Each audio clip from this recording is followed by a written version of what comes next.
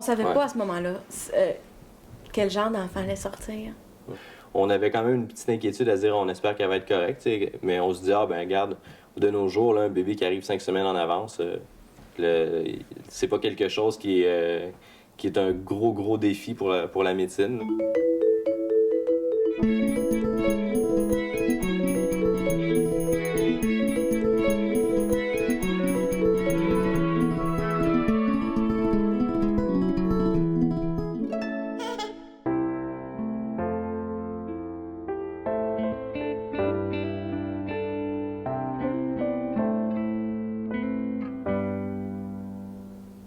On se fréquente plus depuis 6 ans, mais on se connaît depuis plus longtemps que ça. Honnêtement, on n'est même pas capable de dire depuis quand on se connaît exactement. Les deux, on s'est connus dans les raves. Moi, je suis DJ dans ce milieu-là depuis une dizaine d'années. Puis les deux ont fréquenté ces événements-là aussi, sinon à l'extérieur de ça. On se parlait à tous les jours pratiquement, parce que j'habitais Sherbrooke, elle à Montréal. Puis je me rappelle des fois même que je travaillais le soir, puis le vendredi soir, puis je partais sur le pouce après la job pour aller la rejoindre à Montréal. On était quand même assez fusionnels. C'est drôle parce que de l'extérieur, nos amis disaient, ils nous voyaient presque comme un couple, mais on disait non, c'est juste, on est juste super bons amis, là, mais... On s'était fait démasquer. Après plusieurs mois de fréquentation, je l'ai demandé en mariage. Puis il a tout de suite accepté.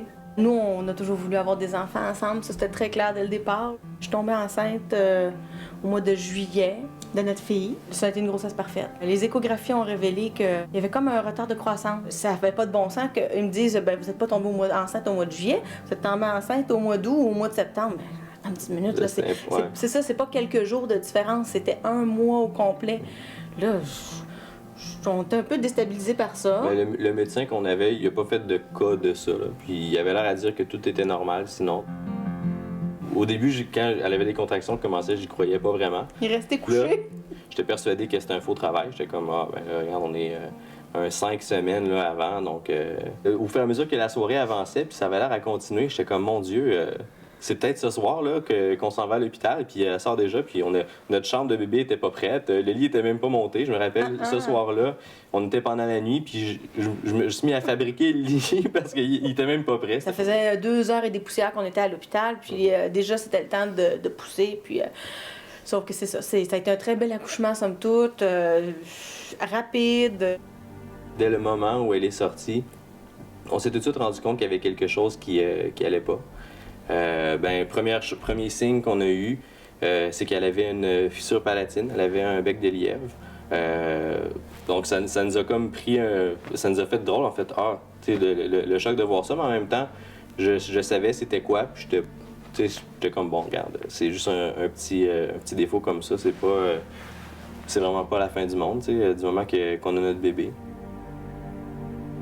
Et au bout de quelques secondes à peine, ils se sont tout de suite rendus compte qu'elle avait de la difficulté à respirer. Donc, je dirais qu'ils ont déposé notre fille sur le ventre à Clotilde peut-être 3 secondes à peine. Puis après ça, ils l'ont tout de suite pris puis ils l'ont amené dans le coin de la pièce où on était. C'est un peu irréel. En fait, toutes les minutes qui ont suivi, les jours qui ont suivi, c'est très irréel. Ils nous ont transférés à Sainte-Justine. Il y a une équipe de Sainte-Justine qui s'est déplacée à Maisonneuve-Rosemont. Il y avait 4 personnes qui étaient là. Dans les jours qui ont suivi, à Sainte-Justine, on a fait tous les tests possibles pour réaliser au bout de quelques jours que la situation était vraiment pas comme on pensait. Là. Nous, on pense toujours qu'on revient à la maison avec notre petit bébé, puis on va faire la plus belle famille du monde. Puis là, on se rendait compte, plus le temps avançait, moins le rêve, ou du moins l'idée qu'on s'était faite de ce à quoi on allait ressembler, tombait en miettes. Donc, elle avait un problème au cerveau qui était le plus important. Elle avait plusieurs problèmes, en fait, physiques, qui étaient tous plus ou moins opérables, avec un danger de rémission, de ci, de ça. Comme il y avait une opération au cœur à faire, ça, on était prêts à vivre avec. Il y avait peut-être une opération aussi à faire au niveau des reins, ça aussi, on était prêts. Mais le point majeur, c'est que, entre les 2 hémisphères du cerveau, il y a ce qu'on appelle le corps calleux. Clémentine, la partie en avant de son cerveau, était fusionnée. Et ça, ce qu'on s'est fait dire, c'est que, c'est un enfant qui ne parle pas, c'est un enfant qui ne mange pas, Elle ne courra pas. Et même, il nous a dit sous toute réserve, bien, probablement qu'elle n'ouvrira jamais les yeux. C'était vraiment un cas lourd. Donc, ben, nous, on s'était dit, dès la première journée, quand on a vu que ça allait pas, ben, la question s'est tout de suite posée, qu'est-ce qu'on fait? Jusqu'où on veut aller? Jusqu'où on veut essayer de se battre pour la garder en vie si c'est vraiment quelque chose de grave qui se passe. Puis les deux, on se disait que, regarde, si elle n'est pas pour avoir une vie, ne serait-ce qu'un minimum, on veut pas se battre pour ça, on croit pas à ça, puis même on voudrait pas ça pour nous-mêmes. Le plus beau cadeau qu'on peut lui faire, ben, c'est d'arrêter ça là. Ouais. Mais quand on décide de débrancher quelqu'un, on accepte tout ce qu'il est et tout ce qu'il ne sera jamais. Quand on attend un enfant, il n'y a pas juste un conjoint et une femme qui attendent un enfant. Toute la famille attend un enfant. Donc on s'est dit, on va demander aux familles s'ils sont intéressés à nous accompagner là-dedans, à l'accompagner cette personne-là. Parce qu'on accompagne beaucoup les gens dans la naissance, mais très peu dans la mort. Puis le plus beau cadeau qu'on puisse faire, c'est de l'accompagner jusque-là. Puis pas dans n'importe quelle condition, dans les plus belles possibles. Puis c'est drôle parce que nous, au début, on était tous comme un peu sur les nerfs. C'était énervant. C'est un moment qui est un peu stressant. Et tu sais, dans ma tête, moi, ça allait vraiment se passer que, OK, ça y est, on la débranche, puis pouf, c'est fini, là. Mais c'est pas du tout ça qui s'est passé. En fait, là, tu sais, le moment fatidique arrive, tu sais, on se dit, bon, OK, c'est la fin, mais là, il la débranche, puis finalement, elle continue à respirer, puis elle continue à être encore là, puis on tenait à ce que ça soit Clotilde qui l'ait dans ses bras au moment où elle allait s'éteindre, finalement. Donc, elle la gardait vraiment collée sur elle pendant un long moment. Puis là, au bout de comme 1 heure ou 2, elle la tenir dans ses bras, elle était encore là, ben elle disait, ben finalement, s'il y en a d'autres qui aimeraient ça la prendre dans leurs bras, allez-y. Fait qu'elle a fait le tour de tout le monde qui était là. On s'est dit, le cadeau qu'on peut offrir à notre fille, bon, c'est sûr, c'est d'être présent pour ça, mais c'est aussi de tout lui montrer la beauté du monde, que ce que ça aurait pu être. Donc, dans les heures qui ont suivi, il n'y a pas eu de crise de larmes majeure, pas de jalousie, de frustration, de colère. On lui a pas montré comment le monde pouvait être laid. On lui a dit non, on va lui montrer comment le monde peut être beau. Puis bon, elle a vécu 17 heures. Ce qui est dur dans toutes ces heures-là, c'est qu'à un moment donné ou à un autre, on finit par avoir un doute. Tu dis, hey, elle fait 4 livres, là. 4 livres. Puis elle a plus de volonté de vivre que toutes nous autres ici réunis. Est-ce qu'on fait le bon choix? Est-ce qu'on est dans la bonne voie? Parce qu'à un moment donné, c'est sûr que le doute s'installe. C'est tout petit, puis ça veut tellement. Moi, je suis qui pour prendre cette décision-là pour elle? Mais bon, ça, c'est seulement une étape de doute, là. Puis bon, ben la nuit a passé, et là, le matin, je dis, ben, je vais aller chercher des choses à déjeuner, là. On en a peut-être encore pour plusieurs heures. Et puis, ben, c'est quand j'étais partie chercher à manger que Clémentine est décédée dans les bras de son papa. J'imagine que d'une certaine manière, les mamans, on refuse de laisser partir. J'imagine que c'est ça. Moi, à ce moment-là, je suis tombée en arrêt de travail pendant 5 semaines. Donc, je pouvais passer du temps avec Clotilde. C'est important pour moi qu'on vive ce moment-là ensemble, au même rythme, qu'on puisse s'épauler aussi, voir comment l'autre va là-dedans, puis être capable de vraiment s'aider. On aurait appris à marcher ensemble. Ouais. Des couples qui vivent ça, ben, on s'est fait dire qu'il y en a plusieurs qui ne passent pas à travers ça, que ça va briser un couple. Mais je trouve que pour nous, c'est vraiment le contraire que ça l'a fait. Après avoir vécu ça, ces moments-là intenses, le moment qu'on a vécu ensemble après la suite aussi, vraiment à se supporter, puis à se relever tranquillement ensemble, je me verrais pas avec aucune autre femme que Clotilde. À l'automne, qui a suivi environ 6-8 mois après le décès de Clémentine, on était prêts à se relancer, à faire, en guillemets, de nouveau confiance à la vie. Donc, je suis tombée enceinte une deuxième fois. Puis là, j'ai fait une fausse couche à 8-9 semaines. Et là, tous les petits bobos, les petits pépins qu'on n'avait pas tout à fait réglés au deuil de notre fille, ont refait surface.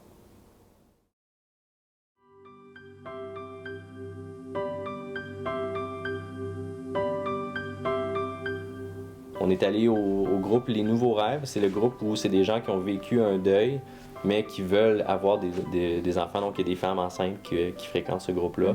Puis justement, ça permet de dealer avec toutes les inquiétudes que tu as lors d'une nouvelle grossesse, après avoir vécu quelque chose comme ça. Il y a quelques temps, on a participé à une envolée de ballons pour les bébés perdus. Donc, nous avions un ballon blanc pour la fausse couche. On ne savait pas si c'était un garçon ou une fille. Nous avions un ballon rose pour notre fille Clémentine. L'envolée de ballon, ça n'a pas été juste une envolée de ballon. Pour nous, ça a été « OK, on est prêt à vous laisser partir. Vous pouvez aller aider quelqu'un d'autre, vous pouvez aller accompagner quelque chose d'autre. On est prêt à ça. » Puis bon, ça a été une des dernières étapes pour finaliser en fait le deuil. Puis la dernière, c'est aussi de participer à cette émission-là. Pour nous, c'est une étape importante du deuil. Puis pour permettre aussi à l'arrivée de ce bébé-là, le bébé Léo, c'est notre 3e bébé, d'arriver puis de prendre toute la place. Puis de lui laisser aussi toute la place. Mais, chose importante, Léo ne sera jamais mon premier bébé. Jamais. Il va toujours avoir une place pour Clémentine. Ça va toujours rester notre petite fille, notre premier bébé. Puis, vraiment, elle nous a remarqué, en tout cas, ça c'est clair là. Ouais.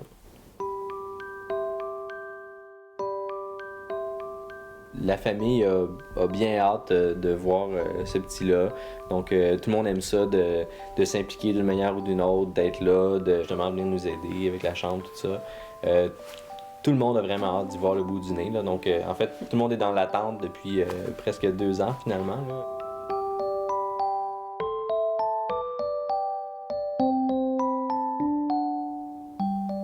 La méthode Bon-Apache, on veut utiliser ça comme outil pour essayer de gérer la douleur pas mal à tous les stades de l'accouchement, mais surtout au début, pendant la phase de latence. Vraiment de travailler là, avec les différents points de pression, des massages, des respirations aussi. La méthode Bon-Apache, c'est un coffre à outils. C'est un coffre à outils qui est bâti sur la neurophysiologie de la douleur, donc vraiment une compréhension de ce que c'est les mécanismes, ce que c'est l'accouchement, ce que c'est la gestion de la douleur et qu'est-ce qui se passe dans le système nerveux. Concrètement, on enseigne aux parents 3 modèles neurophysiologiques qui servent pour réduire la douleur. Et ces mécanismes-là, ces modèles-là, sont les mêmes pour tous les types de douleurs. Alors, essentiellement, il y a 2 techniques qui sont plus au niveau mécanique, puis il y a une technique qui est plus au niveau mental. Alors, les techniques mécaniques, on les enseigne au père, puis on montre au père comment il peut, entre les contractions, flatter, caresser la zone douloureuse et, pendant les contractions, créer une seconde douleur. Ce qu'on cherche à faire, c'est de dire au cerveau, le cerveau, il va vouloir maintenir son attention ou essayer de comprendre la nouvelle douleur, la deuxième. Et pour bien se concentrer sur cette nouvelle douleur qu'il ne connaît pas, il va envoyer la morphine partout. Et puis, la deuxième douleur, la fille va la sentir, mais elle va sentir un bien-être. Les filles vont dire « Ah, j'étais ailleurs, j'étais dans mon monde. Je sentais encore quelque chose, ça ne disparaît pas, là. Mais j'étais beaucoup plus... j'étais comme sous l'effet d'une drogue. » Alors, c'est vraiment l'effet des endomorphines. Ça fait mal comme celui sur la main, mais c'est pas aussi intense qu'une contraction. Ça sera jamais aussi, là, autant, là. En fait, c'est drôle, mais ça peut paraître comme presque bizarre de dire que tu vas te faire mal, tu vas peser sur des points pour te faire de la douleur, pour combattre la douleur, mais ça fonctionne quand même bien. Là. Vraiment, c'est que le corps sécrète des endorphines. Toutes les façons de créer cette deuxième douleur-là fonctionnent. Pourquoi j'ai choisi les points réflexes qui dérivent de l'acupuncture? C'est que je me suis dit, bon, je sais qu'en médecine traditionnelle chinoise, il y a des points d'acupuncture qui sont liés au déroulement du travail. Donc, il y a des points qui vont avoir un effet sur la position du bébé, sur la descente du bébé, sur la qualité de la contraction et donc sur comment va se dérouler le travail. Alors, on sait qu'en acupuncture, ces points-là sont stimulés pendant le travail et l'accouchement, et que ça va faire qu'on a des bonnes contractions qui vont avoir un effet sur le déroulement physiologique de l'accouchement. Ça va être magique. Quand Jonathan et moi, on va se regarder, puis on va avoir notre bébé sur mon ventre, puis qui va pleurer.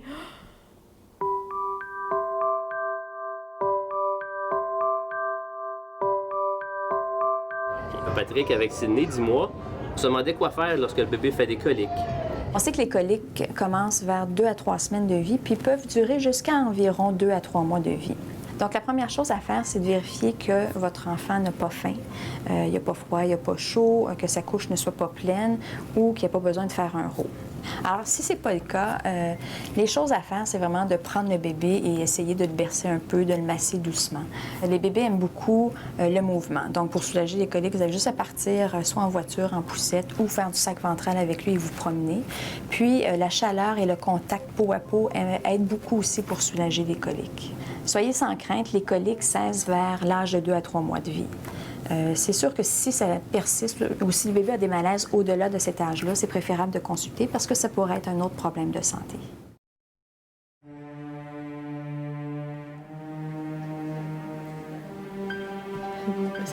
Ouais, on passe. C'est certain que mon rôle, moi, dans l'accouchement, j'accompagnais Clotilde tout le long, je l'aidais. D'un, je sortais des idées pour essayer de faire avancer le travail, des massages, les points de pression, tout ça. Ah ouais, tu peux te laisser descendre comme ça. Mais également, je me faisais comme le protecteur aussi de ce qu'on voulait comme accouchement, de ce qu'elle elle voulait, de ses besoins à elle. Tu m'avertiras quand tu sens qu'elle s'en vient. J'en peux pareil. Bon, je commence à être grognon un peu. Très bien, t'es bonne. C'est presque fini. Le bébé a descendu, ouais. Contrairement peut-être à ce qu'on pourrait penser, je me disais, bon, la poussée, je pensais que c'est ça qui allait être comme le plus difficile. Au niveau de la douleur, au niveau de ce qu'elle vivait, de pousser, c'était libérateur pour elle. Il y avait quelque chose qui la soulageait, puis ça me faisait du bien aussi, moi, de voir ça chez elle. Reprends-toi. Une autre fois. Fort. Sors la tigresse, là. Vas-y. Vas-y, vas-y, vas-y, vas-y, vas-y. Une autre fois. On y va.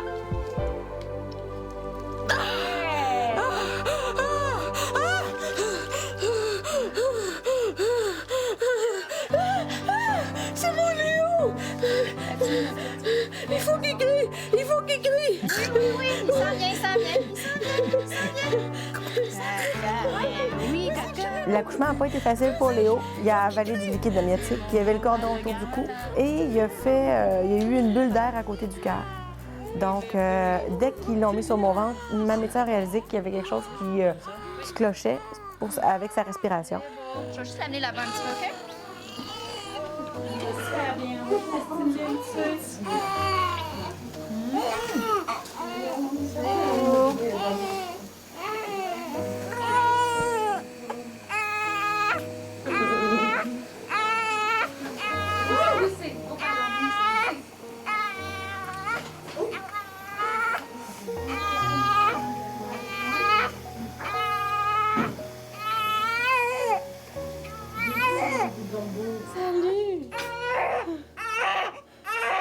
Et là, quand on est allé le voir pour la première fois aux soins intermédiaires, il y avait des incubateurs. C'était comme notre fille, là. Moi, là, j'avais plus de force, j'étais épuisée. Je me suis mis à pleurer, là. J'ai dit, ça se peut pas. Qu'est-ce qu'on a fait pour 2 fois de suite? Encore des bébés en incubateur, encore. Il y avait des électrodes partout sur lui, avec un moniteur qui fait bip, bip, bip. Oh non, tu sais, là, urk. Fait que c'est sûr que ça a été dur. Ça, l'infirmière, elle se demandait, mon Dieu, qu'est-ce qui se passe? T'sais, lorsque Clotilde est arrivée et elle s'est mise à pleurer, l'infirmière, elle disait, non, il est correct, votre bébé, là, faites-vous-en pas. C'est ta petite sœur, ça. On a vécu un bonheur intense, je dirais, quand on est revenu à la maison. En fait, le matin ou à l'hôpital, la médecin nous a dit, bon, OK, Léo a son congé de l'hôpital, vous pouvez retourner à la maison. Là, on se pouvait plus, là, vraiment, les deux, on était vraiment excités. Là. Puis en même temps, on se disait, mon Dieu, qu'est-ce qu'on va faire avec un bébé à la maison? Tu réalises que, hey, comment ça fonctionne ou juste un bébé, il faut qu'on apprenne ça. On était facilement identifiables sur les routes, là. Un couple de parents qui sortent de l'hôpital, ça roule 35 km/h sur les routes. On avait l'impression que c'était quasiment interdit ce qu'on faisait en arrivant à la maison les premiers temps. Parce qu'on n'avait tellement jamais eu le droit de faire ça avec nos bébés. Je me gâtais. Mais là, heureusement qu'on dit qu'on ne peut pas gâter trop les nouveau-nés. Ça n'a pas d'impact. Mais j'ai tellement l'impression que jusqu'à ce que je fais là, c'est magique, là. J'ai mon bébé, puis il n'y a pas de bip-bip, il n'y a personne pour me l'enlever. Puis, en tout cas, on est pas mal bien. ça, c'est le petit bébé? Oui, c'est le petit bébé qui est né sur méthode Bon Apache. Allô, Léo. Il se réveille tranquillement. Il nous donne quand même des bonnes pauses. Ouais, c'est un bon bébé. Bon, ben, il a faim. Ouais, C'est l'heure du Est-ce que repas. t'allais, toi, Clotilde? Ouais. Comment tu trouves l'expérience? Il y a des hauts et des bas. Oui, on prend ça au jour le jour. C'est pas la plénitude totale, là. Mais c'est Tu veux dire... un moment extraordinaire que je vis avec mon enfant. Mais soit que c'est ça ou soit que c'est quelque chose de beaucoup plus chimique, puis ça, je l'accepte pas. C'est important d'y aller une étape à la fois, là, sans penser qu'on est obligé d'être parfait, puis des fois on a des petits ratés là, puis c'est pas grave. Là. C'est la seule douleur dans une vie, l'accouchement, qui a une raison. T'sais, on se cogne le petit orteil sur le coin de la mène, ça sert à rien. Mais avoir mal pour un accouchement, ça donne quelque chose, bah, ça donne progéniture. L'accouchement permet de vivre la transition vers le fait de devenir parent. Quand tu dis « je gravis la montagne », nous, on a un objectif, on a un défi, puis on se prépare. Donc après, quand on dort pas, quand on est un peu déprimé, quand on a les hormones qui varient, bien on se sent plus outillé parce qu'il y a des choses qu'on a fait pour surmonter la douleur de l'accouchement au moment de l'accouchement. Ces stratégies-là, ils suivent après. Il faut être capable de pouvoir faire confiance à la vie, même s'il y a une joue des tours. Parce que nous, le chemin pour avoir un enfant, ça a été long, ça a été sinueux, mais on y est arrivé. Puis on a été capable de faire confiance encore à la vie, ce qui n'est pas évident. Ouais. Puis je pense aussi que c'est important de travailler en équipe et de rester unis là-dedans pour être capable de continuer. Je suis bien d'accord avec toi.